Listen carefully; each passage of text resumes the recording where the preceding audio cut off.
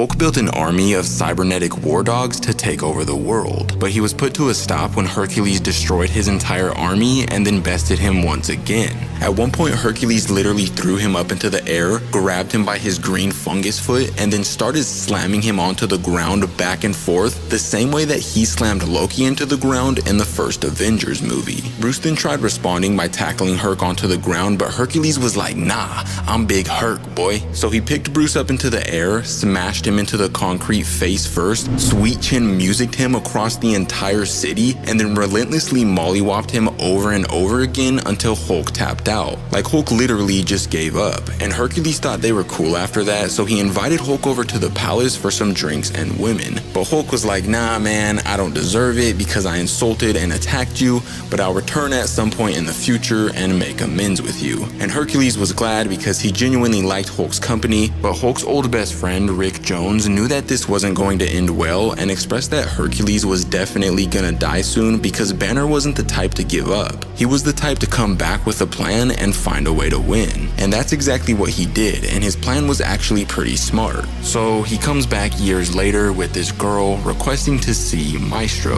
And when Hercules comes out, he's delighted because like I said earlier, he likes the Hulk, and Hulk offers him this girl as a way to make amends for attacking him. But when Hercules and this girl go behind closed doors to have some fun, the girl reveals that she's actually Vapor, one of the people that was in a simulation back at the AIM facility, and she literally turns into some sort of poisonous gas, enters Hercules' body, and kills him. Immediately after that, Hulk steps in, and it's clear that he's tricked her as well because he uses some sort of freeze ray to freeze her and then orders his men to bury her shattered fragments all around the kingdom so they could never reintegrate. And at that point, Hulk's like, okay, cool, my plan's working. I killed Hercules, I'll lie to all of his people about the cause of his death, and then we'll have a ceremony for him, and during that ceremony, I'll announce myself as the new leader. But during this ceremony, things didn't go the way he expected because he was forced to bring out his war dogs when the people objected to his leadership, and then Hades allowed Hercules to come back from the freaking dead to get his revenge. So yet again, him and Hulk got into another massive brawl, and yet again, Hercules had the upper hand for most of the fight. But then, while lifting Hulk above his head,